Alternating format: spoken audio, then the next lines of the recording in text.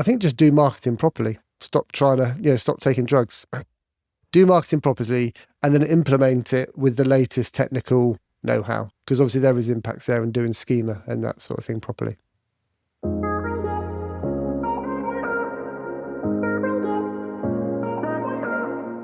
Hi, I'm Tom Vaughton, and this is SEO in 2026 Additional Insights. Tom, what's your number one SEO tip for 2026? Well, it's a strategy, I think, rather than a tip. And I think it's about actually focusing on creating the best product or service you can, and then creating genuinely helpful content about that product rather than chasing informational traffic. Because obviously in the future, AI and overviews and chatbots are going to take that and answer it anyway. So I think in marketing terms, AI's massively changed the game, hasn't it? And what SEO is and visibility and discoverability. So for us, our tip for our clients and ourselves actually is to work with businesses for the long term. And they're the ones that are creating interesting products and services and content to support that. Okay. And so how do you match that up? How do you know that you're creating the right content that reflects what our product is about that's going to resonate with your target market? Yeah, that's a great question. Well, I mean, knowing your market is a start. If I can use an analogy, I think in the past, SEO has been a little bit like drugs in sport. You didn't really need to know the market. You just needed to know the shortcut or what would give you a boost. And I think now, because of AI, SEO really it's now you've got to know the product, you've got to know the market, you've got to know what the people want and how to answer their needs and try and be a giver, I think, rather than a taker and just doing it as a tick box exercise for the sake of it. SEO has been like drugs in sport. That's a t-shirt quote by itself. Okay. Or maybe the quote of the episode. Hopefully not. But so how would you go about sitting down with a client then and getting the information that you require about a product? Because obviously maybe if you're an agency, you don't necessarily know as much about the product as the client does, but you know more about content marketing, how to position it, what to write about, what to include in that. So how do you make sure that you get all the information you need from the client? Yeah, that's a really good question. I mean, there's two answers to this. One is there's some clients we genuinely target for work because we love what they do or we love their brand. So that's obviously makes it easier because someone in the office, uses their product or is engaged in that hobby or sport or business. So that obviously makes life easier. If not, you just genuinely have to immerse yourself in it. And I think in the past, the challenge with SEO has been it's been a bit one size fits all. So you would just spend X hours on this, Y hours on that, create, N number of blogs a month. Whereas we found what's, worked better for SEO, but also as an agency for client relationships, are honest, and building that long-term understanding is to just do things like work at the client's office one day a month, go to some of the meetings, obviously engage in their newsletter and understand their product and what their client wants and what their competition do.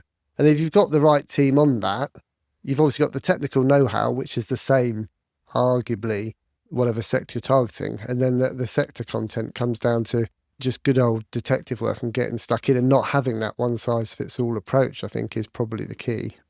It's interesting that phrase of yours, N number of blog posts per month. I was speaking to a top SEO recently, and he was bemoaning the fact that he'd lost a client because someone else had come in and said, "Oh, I can get you so many more blog posts with so many more words for the same amount of money," and the client went with them instead. Is that an issue that you're facing as well?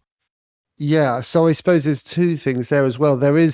There's definitely clients we haven't won because we haven't been one size fits all and offered the world and a million blogs for $2.50. But then is that the client we want that's going to build us for the long term? Because I think if we've had clients on monthly retainers that we've worked with for over 10 years. And that's because we've had a marketing strategy, which we're very open and transparent about and, and understanding what their product is and explaining why we're doing what we're doing. And I think if you're just trying to hit targets and just churn out content, I think AI is going to be answering a lot of those questions soon. And it's going to suddenly lose value quite quickly. We try and stick to what we think is the best option rather than the sort of short-term gain but long-term pain option. So I'm sure that has cost us the odd win, actually. But I think it's meant we've had more valuable long-term relationships. And it is cheaper to keep clients and get new ones, isn't it? So I suppose we're looking for clients who want to build for the long run rather than find the next hack. You say you have a marketing strategy. Does that generally come from the client, or is that something that you are probably more forthright about creating and trying to get them to follow the particular way of doing things that you prefer? Yeah, so that's interesting because it depends on the size of the client, actually. So some clients, if they're smaller, we might almost be their sort of marketing department. So then you end up doing a lot of it and aligning to what they're doing on their product development roadmap. But if they're a bigger client, they've got a marketing team, with them more like a consultancy. So it's how can we help work on what they're doing and help that work harder and support their strategy from an AI and SEO perspective, and then feed into it with recommendations and suggestions. So some of the clients we work with, we're sort of a part of their team, and that works really well. And normally we try and feed into that and suggest new things, but we're not normally looking for a quick win that's going to kick in tomorrow. So if you understand a client's strategy and their product development or service development over the next 1 to 2 years, you can then do the research, competitor research, and then align that with their plan as they put it together. It's always, whether it be in business or in sport or in SEO, if you try and do something quickly, or building, actually, like if you're trying to do your own extension, if you try and do it quickly, it always costs more and ends up worse. So we're trying to work with clients for the long run. So we don't normally force a strategy, but we'd explain. We often have debates with clients about why we might suggest something, but then we're very open and honest with why. And the great thing with SEO, it's not print, is it? Do you know what I mean? It's not like you're going to print 10,000 copies of a brochure. There's an issue like, oh no. Often the balance with SEO, especially with ecom, is we might suggest something, they push back because it damages their brand look or something. And we're like, okay, fine. Well, we're saying it because of this reason, but let's see what happens when we go halfway and we've pushed as far as we can within your brand guidelines. And then if it's not getting the results we all want and the business objectives, then you might need to do everything we've said. And that's the great thing. You can evolve it, can't you? Which I think is quite exciting. And that comes out, if you're open and honest with the client, it's more of a relationship than a supplier and a client, isn't it? So going back to the content that you produce as a result of actually finding out more about the product that the client offers, how does that match to different stages of intent, different stages of the buyer journey? Because I can understand that product content is something that someone would want to consume when they're aware of what you do and actively considering to purchase. But maybe what about earlier stages in the buyer journey? Yeah, that's where the fun bit is, actually, if I'm honest. So the sort of early, we work with some clients that, I'm not going to say they are because they might get offended, but they're not the most exciting sectors, okay? And they're not doing the most exciting things. So when that happens, it's like, well, how can we get awareness in their sector, online and offline? Because you got to join the two together. And that's even more important than it was. And actually, just a quick side point, actually, David, Google's always said it's about, the best quality, but I think they've sometimes found it hard to know what that is. And I think AI is going to mean they can be better at picking out the best quality, which means having a whole marketing plan. So what we'd normally do is create some awareness, and that can literally be anything. We've done it with one client who has a product that isn't super interesting, but we work with them to create some world records, which just created loads of content and brand awareness. But the world record was based on some of the products they made, which then fed into longer term content, which then went into newsletters and out into, got links and got awareness. But that was right at the top of the funnel, but it also then helped create, feed lower down the funnel. So we'd look at that, or original research. One client, we created a really interesting book, which again went out to loads of people, got, actually paid for itself, weirdly, in sales, which was amazing. But actually was more about the top of the funnel, but again, created loads of content and contacts for driving down the funnel as well. So that's actually that's the fun end that I think people forget about. Yeah, it's funny that many older school marketing tactics and strategies are actually being implemented in SEO now, including physical copy books, which of course this series will, lead on from, certainly. So it's that's quite incredible. But in terms of the content again that you produce, is there any trend in terms of structure, number of words, if you want to go back to that at all, and also perhaps even type of content? Are you finding video or text or any particular style of content resonating with the target audience more nowadays? Yeah, that's interesting. Video is interesting. You mentioned video. I was going to mention video, I think, for two reasons. One is it helps drive engagement on the site, and often people now seem to rather watch a video and read the subtitles than read content, wouldn't they? And so we found that works well. But the second reason we find it works well is because that's the top of the pyramid. So this podcast would be an example, wouldn't it? Where by the time you've done all your podcasts, you've got so much content you could turn into written content, sound bites, social, for conferences even possibly. So I think, video is certainly an area we're focusing on. And even then that might feed into research, because probably once you've spoke to everyone you've spoken to, you could create some research about, people in SEO or managers in SEO, what their trends are and what they're seeing. And that would be original research, right? Which would then get engagement, because a lot of content out there is just, especially if you used AI to create the content, it's just it's just average content, isn't it? So it's about creating original content, but video we're finding quite powerful as for outreach, but also for being at the top of the pyramid, content sort of pyramid, and therefore adding value because you can get so much out of it.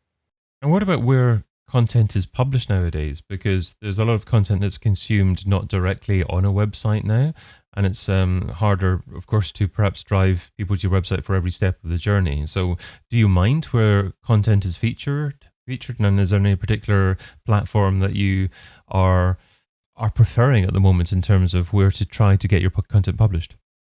Yeah, so it slightly depends on the client, actually. So if it's quite a sector-focused client, in health and safety, say, for example, which is quite niche, then, and you use these words earlier, it's slightly old school marketing, to be honest, David. So you're targeting the trusted publishers in that sector, a bit like you would have with PR or marketing in the old days.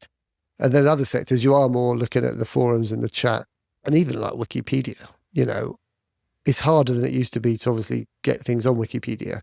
But you can, if you've got a legitimate story and a legitimate brand, you can, and people just aren't really thinking about that, or how they even optimize review sites.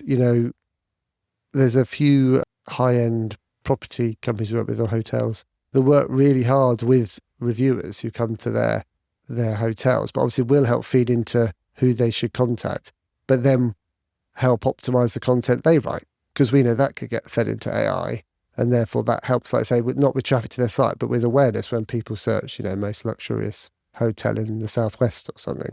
So I think for us, it's understanding the competition in the market and then putting together a bespoke strategy for that client. Again, rather than that one size N blogs a month approach. And how do you measure success? Because if there are so many different touch points, people interacting on platforms that you don't control, what metrics do you use to demonstrate to your client that you've achieved something?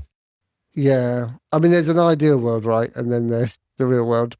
We'd ideally, if it was a lead gen campaign, so it was a B2B thing, and, there's not an instant sale and it takes a while to convert, you'd ideally have a cost per lead that you can measure against. But that's when we're involved in the whole marketing flow. If it's e-commerce, obviously it's impact on sales. And again, that's when we're involved in the whole marketing funnel. If you're not, then it's normally done on impact of awareness, I guess, overlapping a little bit with, I guess, how PR used to do it, because you can now track, where you show in AI overviews and some answers in AI. So again, we will be actually monitoring that. We obviously do monitor web traffic to look at engagement, but where possible, it's always linking it back to conversions, whatever a conversion is. And that is hard. And sometimes the first thing we do before the SEO actually is benchmark all the tracking, because it's amazing, out of the box now, GA4 isn't as easy as the old analytics used to be, obviously, and getting that right first. So we're all looking at the same data, and then explaining to client what's happening with the impact of AI, and understanding what the board measure, because often your search marketing person will say, look, I want to drive this much traffic or get this much content out, which is great.